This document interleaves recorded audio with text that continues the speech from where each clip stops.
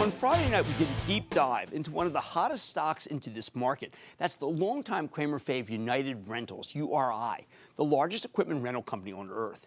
United Rentals makes its money renting out machinery to all sorts of construction firms, utilities, industrials, oil and gas companies, home builders, government entities. It's a lucrative business because renting this stuff tends to be a lot less expensive than outright buying it. Ever since the election, people have been flogging United Rentals as the ultimate Trump stock because it'll make a fortune if the president can pass his economic agenda. Now, you know what we talk about, that tripod, lower corporate taxes, deregulation, repatriation, which could potentially turbocharge our GDP growth. I believe it can. Plus, if Trump can sell Congress on the $500 billion in infrastructure spending he campaigned on, you have to believe a lot of that money ends up in the pockets of United Rentals. But last week, we learned that this company doesn't even need any presidential assistance. United Rentals reported a blowout quarter on Wednesday night, a fabulous 43-cent earnings beat. That's right, 43 off a 224 basis, higher than expected revenue, bullish commentary in the comp school, great call, and an additive acquisition, the $965 million purchase of NES Rental Holdings, which will help the company expand further into the East Coast, the Gulf Coast, and the Midwest. Stock shot up 11% on the news. And even though it keeps inching higher ahead today, it's still pretty darn cheap at these levels.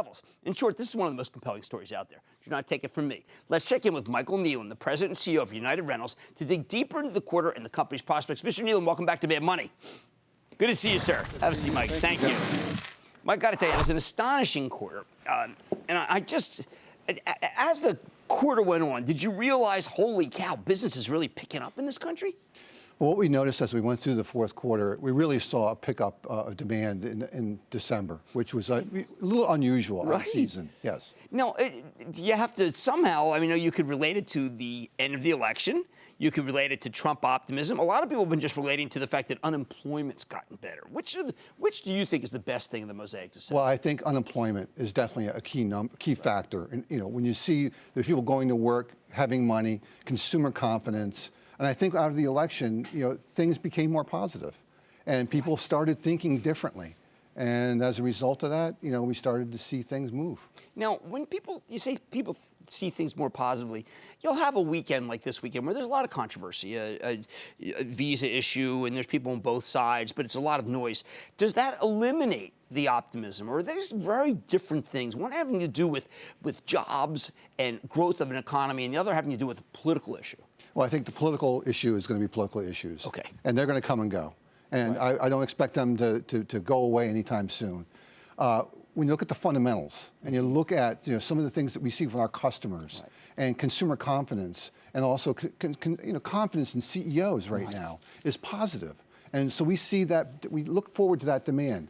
And if you look at our industry, just this morning, ARA came out with a new guideline that says over the next 5 years, they're expecting growth to be around 4.3%, which is pretty robust.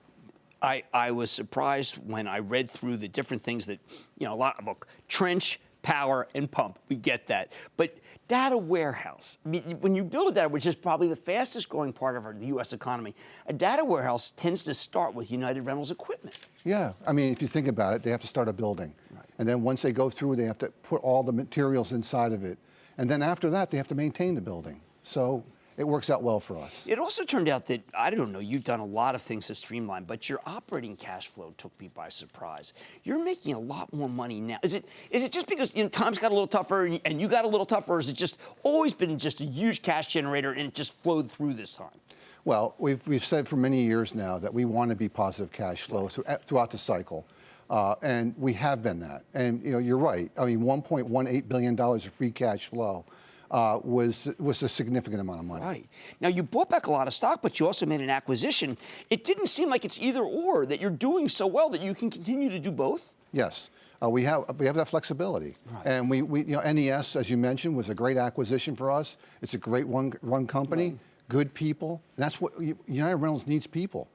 To grow. And so we see this as a very attractive acquisition for us. I know bears have told me, listen, you got to be careful, Jim. This thing's already moved, and it's had a really great trajectory. But when I look at other countries and how rentals have surged there, I have to believe that our country's just kind of been slower to get the ease and the gain that you have from renting versus owning. Well, you're right, and I will tell you, if you think about it, my daughter's a millennial, so they think about the shared economy, and that is really starting to focus. And I've always told her, I said, sweetheart, we are, in that shared economy. Right. And so I see that continue to grow. That's a very good point. Now, look, I mentioned all those things I said, but if Trump did get his way, okay, there are issues.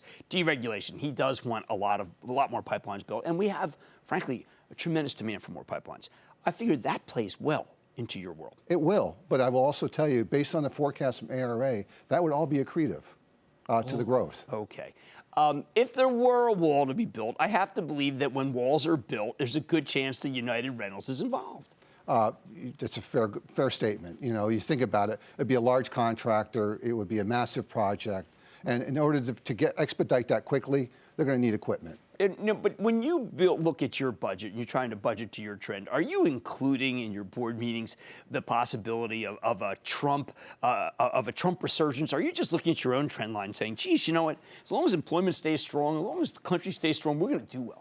Well, we always look at it from our customers and follow it that way. We have the flexibility, we have the cash flow. Yes. We want to flex up, we can do that. We want to flex down, we can do that as well. My last comment, I've just got to tell you, your stock should never have gotten down as low as it did because the business never really faltered. It was just the expectations, I guess, don't you think? Well, I think the expectations, but if you think about it, throughout 2016, we started out in the first quarter with a lot of economic uncertainty. Right. And then we still had the oil overhang. Right. And then within our industry, we had overfleeting.